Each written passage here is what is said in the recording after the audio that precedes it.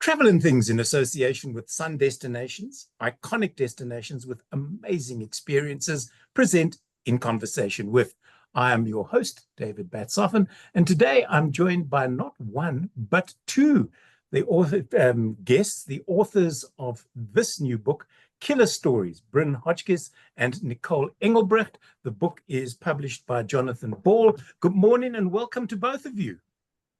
Thank you so much.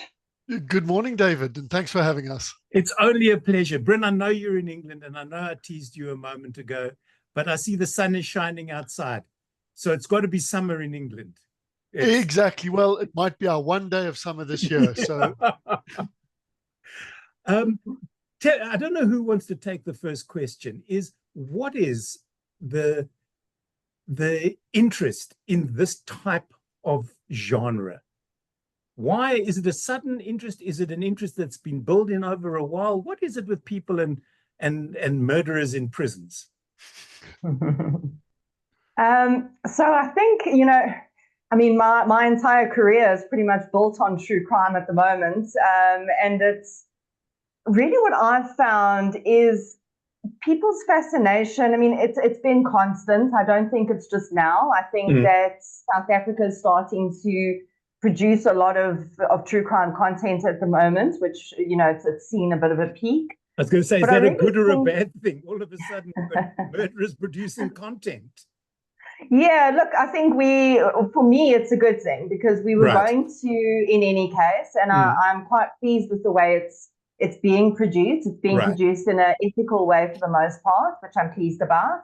It could have gone badly wrong as it did in America and had to correct itself, but it seems to be going in the right direction, which I'm pleased about. But I really think it's mainly about, it's a curiosity. It's a human curiosity about the darkness, which we don't all like to admit lies in all of us in different degrees, and comes out differently in different people. So I really do think it's very much about the curiosity, the psychology behind it, and maybe a little bit of us wanting to know that we are somehow different from both the victims and the offenders, which in my learned opinion it's not really that true.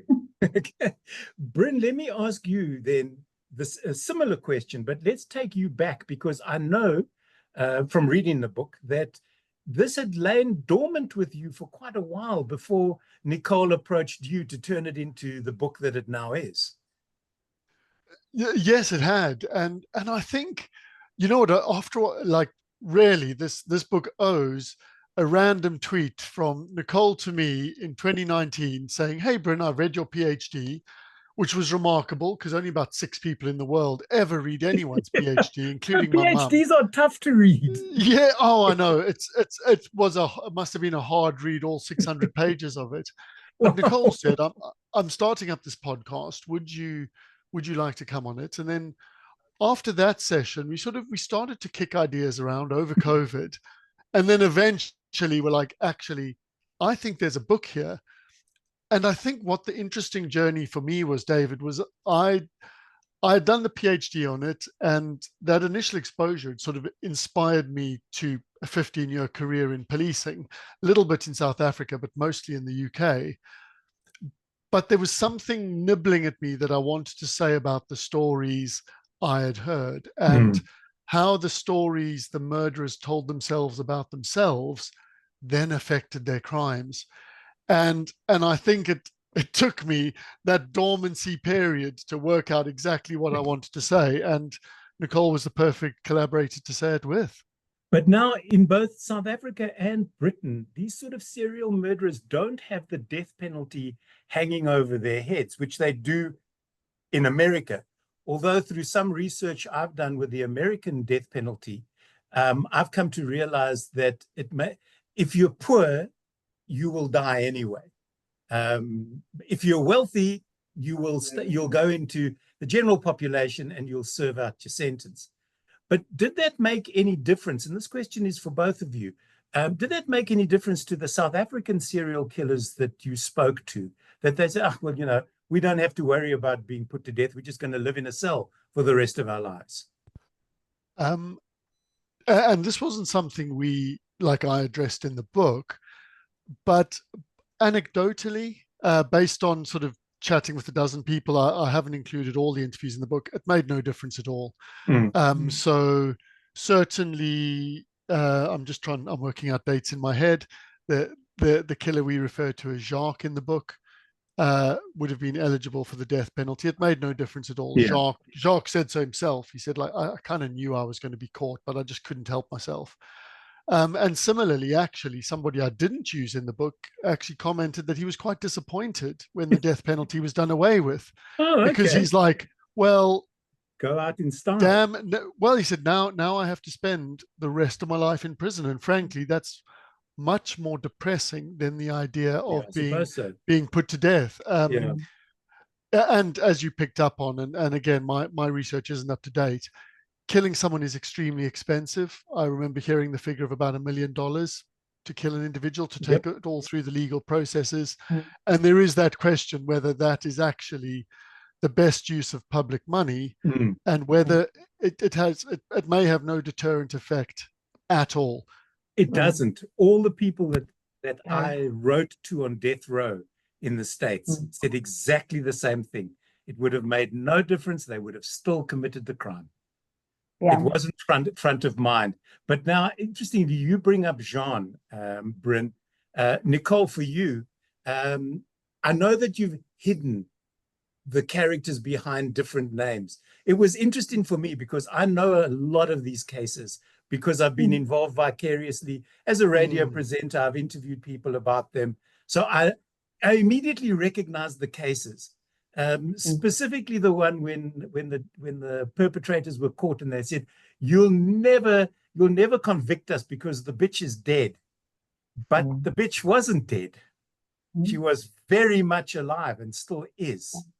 And they made an awful mistake with that one. But as you say, they're now in jail. But did you hide the identities for a reason? Because these cases are well known and well documented.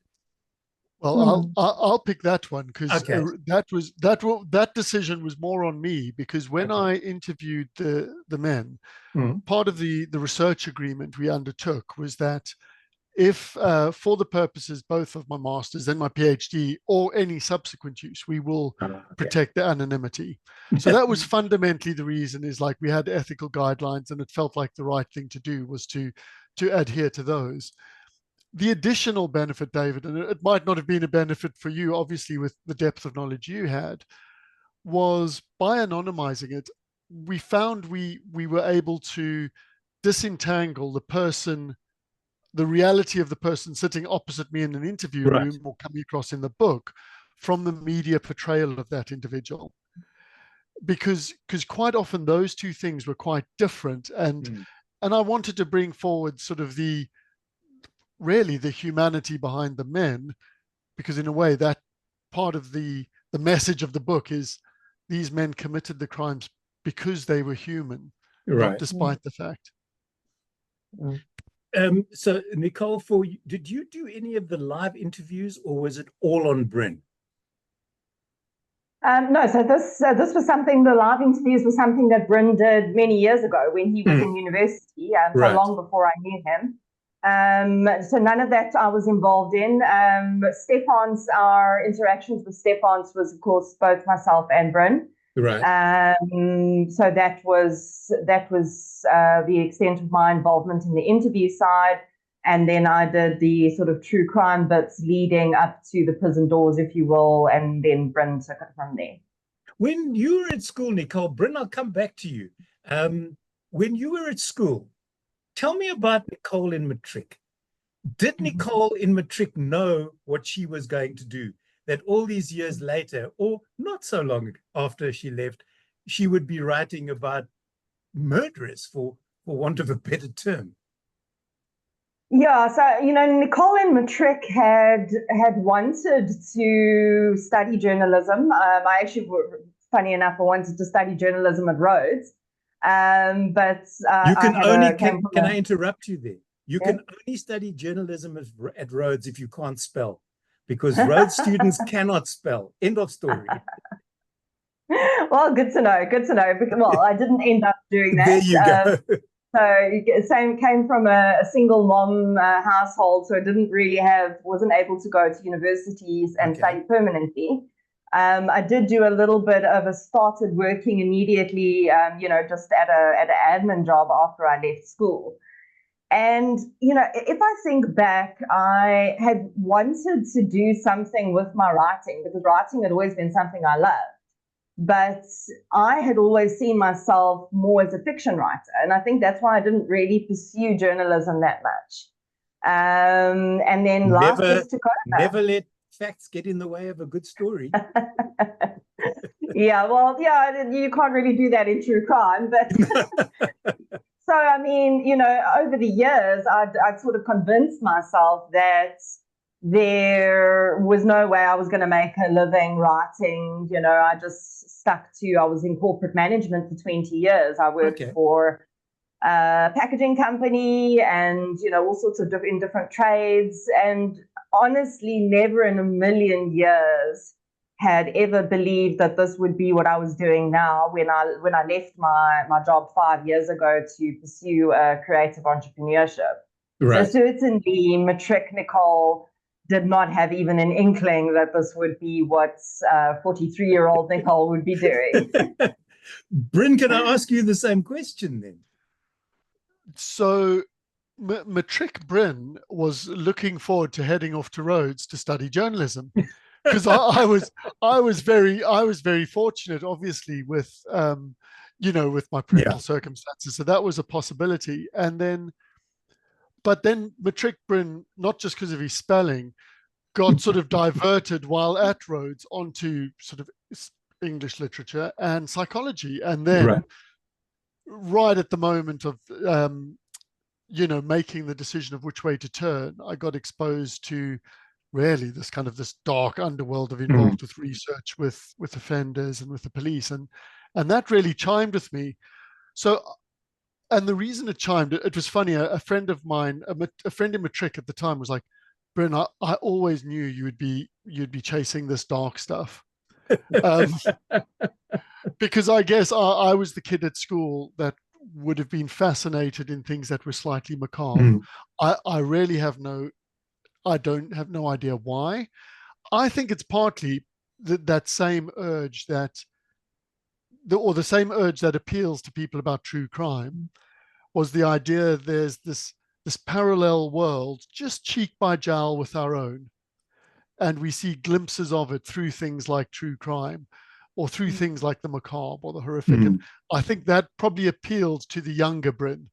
Then Brin went into sort of policing, and I sort of lost interest in the macabre because part of it was my day job. And then but again, if you had asked me, would I have seen myself writing this book about this topic in the following circumstances, I don't think that even entered my head.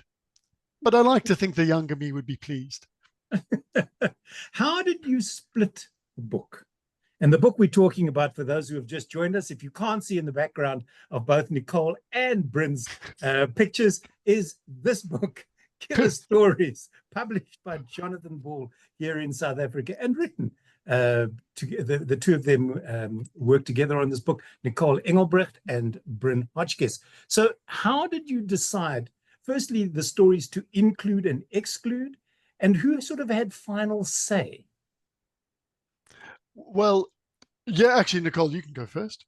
No, well, so my take on that would be very much, I'd always seen this as Brin's work that I was lucky enough to contribute to, and I hope to add value to. So, in my mind, Brin would always have the final say on what he felt comfortable with. Firstly, because this was his original work, and the study itself was something that he had put his name on. So that would be important to him to make sure that it was brought across in the correct way.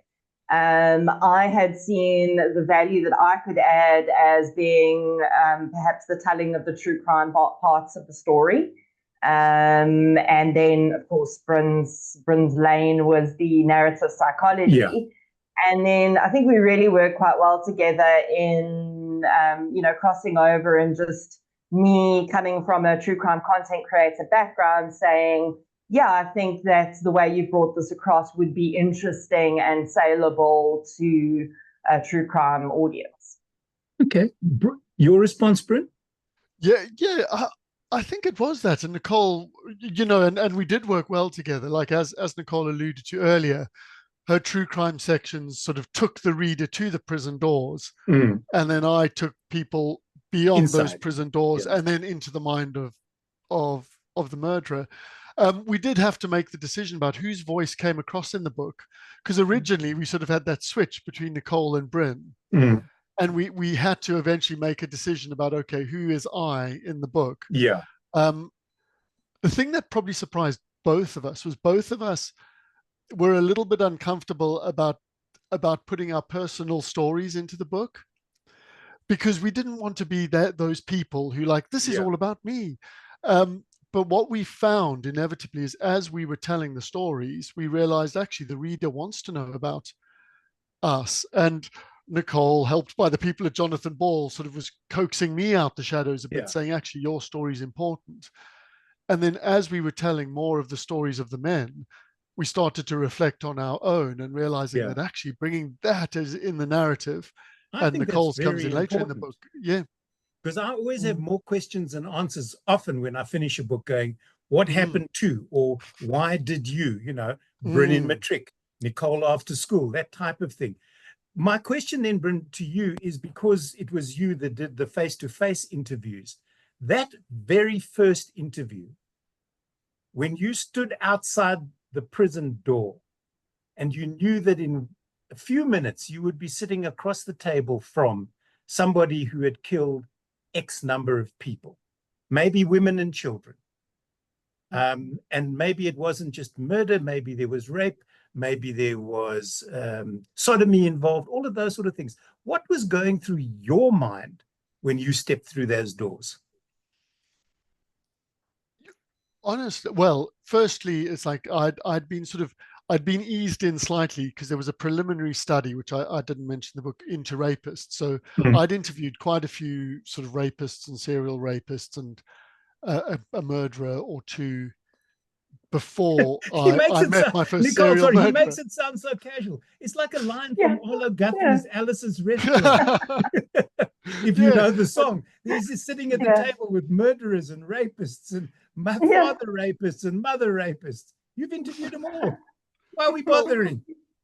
Well, and I think partly and it's something Nicole and I discussed that we share, is what in psychological parlance would be a clinical distance. We're able to have a bit of distance from the work you're doing, and not get immediately overwhelmed by sort of the visceral emotions or the horror of it. And it was very useful when I went into policing, because I was able to do that in a way that maybe some of my peers couldn't.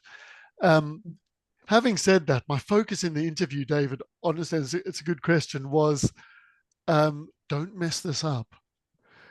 Focusing on doing a good interview, keeping rapport with people, communicating clearly, helping people feel comfortable so they could talk with you. So in a lot of ways, reach across the table to slap them. No, not at all. And you know what? That never occurred to me. Really? Because at all, I mean, occasionally mild annoyance, but it was mild annoyance because I was trying to get something out of them and they kept deflecting. You're right. But you know what? So it probably had more in common to a journalistic interview than it would have to anything else. And later, as I stepped out the prison at the other side, sometimes that moral judgment would then click back in and you'd go, oh, we weren't just talking about having a cup of tea. We were talking about the logic that you came to decide to kill someone. Yeah. Ooh, that's a bit hectic. So certainly, like, the first serial murderer I ever spoke to was the person we call Michael in the book. And that was quite an intense first experience, because for the readers who read Michael's story, it's particularly dark. So being introduced to Michael was like this trapdoor into this other world suddenly open. And Michael opened it himself. As soon as we sat down, he was like, so, do you want me to tell you why I did it? And he launched in. So, So that took no interviewing skill on my part other than listening. I was going to say, and listening is a skill, Brin. You would know this as somebody in a profession that specializes in listening. And then, so how does that make you feel? But I suppose there were other questions in this particular instance. Nicole, have you ever sat face to face with a killer? No, well, not that I know of. You Brin, never do you know. want to tell her? Do you want to tell her about our background, or should we let her find out for herself? So yeah, it's I think because my work is victim focused, my podcast is specifically built to be victim focused. My first and second books were both victim focused. I have never felt the need to engage with any of the offenders whose crimes I've written about. I didn't at the time feel that it would add anything to that work that I was doing. So I've specifically chosen to predominantly engage with the victims and bring across their narratives in my other work. So no, I have not yet done that. So Brin, then the opposite question is for you. The exact opposite is for you. Have you ever spoken to victims directly connected to the criminals that you've interviewed? And I'm going to say sort of the same as reverse is no, I haven't, because and one of the reasons, incidentally, why I decided to work with Nicole was because she was victim focused. Right. Because the last thing I wanted was that this book would be salacious or just adding extra horror into the world. And when Nicole was like, actually, this is about your podcast is about the victims, I'm like, actually, that's a worthy aim, because in policing, it's all about how do you protect the victims and catch the baddies. Right. In one of the cases, though, and you alluded to it earlier, David, I had read the account of a victim that had survived. Right. And I interviewed the man responsible, or one of the two men responsible. I'd interviewed him over 2 days. And in the first interview, he'd spoken through the chain of events and what he'd done. And then I read the victim's account overnight. And I have to admit, it made me feel that really sort of queasy sense of vicarious complicity, because I had been engaging in a sort of an understanding sort of interview with the person, going, yeah, I see how you think that. How that make you feel? That, I mean, that must have been hard. And then I'd suddenly, everything he had said, I'd then seen the mirror image from the victim's perspective.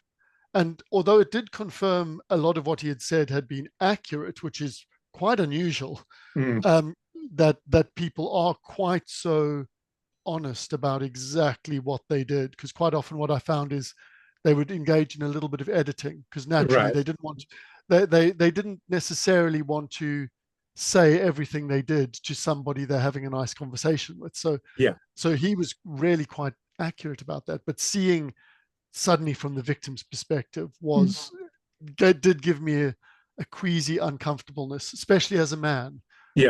Like reading a description of a crime against a woman, that felt uncomfortable.